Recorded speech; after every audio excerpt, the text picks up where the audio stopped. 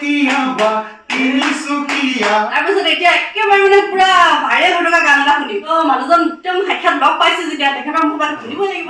ইনাই মোৰ পৰিচয় ৰন্ধুকাটো এনেকুৱা ফল আছিলে হা। কোনে কোনে চিনেমা চাই আছে তাত নাজানো কিন্তু সেই চিনেমাখনতো এটা গীত লিখিছিলে মানে ইলা হৈছে মোৰ মাহী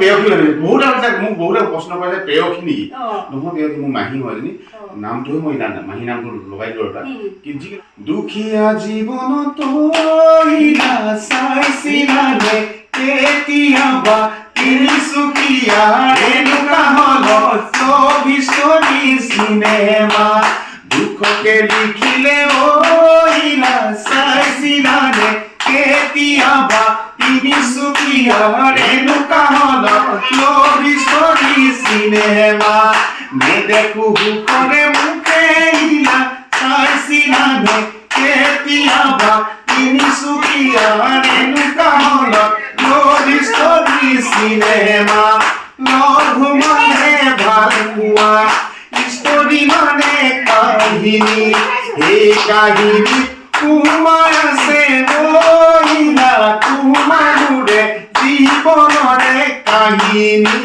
জীৱনৰে কাহিনী জানা